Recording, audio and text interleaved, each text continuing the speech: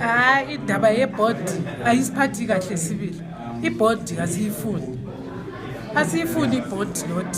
Njengoba ibala lisitsho, ibala lithi board lithi ubugqili. Nxa uchasisa usisesindebeleni. Siyabe sesikubondage phela. Sesibondage kuhulumende. Asingeke ngichaphe ngiye South Africa ngithwele iboard not.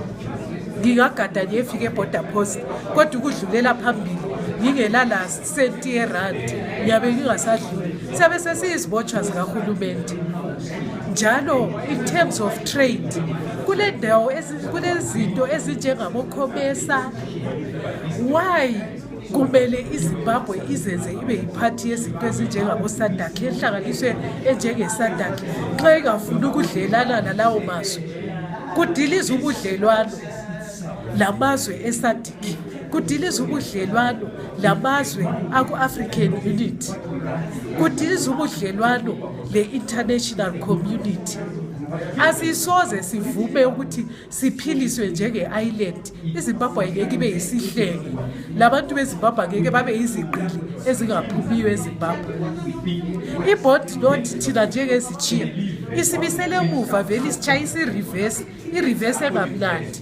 isibuyisela ku-2008 lapho esasala khona siphethe umquba wamaphepha sesiphethe amabhuku akoBeverly awangaphi agcwele ama-zillions agcwele ama-trillions ngemva kokuthi uhulumende futhi ebuye ngobuqili nobugqogqoqo kwabhenwa imali ukuthi ungahambisa i-100 rand uyathola inkalakatha yenqumbi yama-bearers checks kungansuku zingaki kwabe kuthiwa ama-bearers check awasasebenzi sokusebenza idola i-US dollar and wawungeke utshintshe i-bearers check ibe yi-US dollar uhulumende kazange abuyele ebantwini ukuphephisa abantu ukubhadala abantu ngitsho yona idola ukuthi hayi njengoba tule account siza kuvulela i-account entsha kwakuzabaduduza abantu kodwa uhulumende wethu utshengisa ukuthi vele kalandaba nabantu kalandaba lathi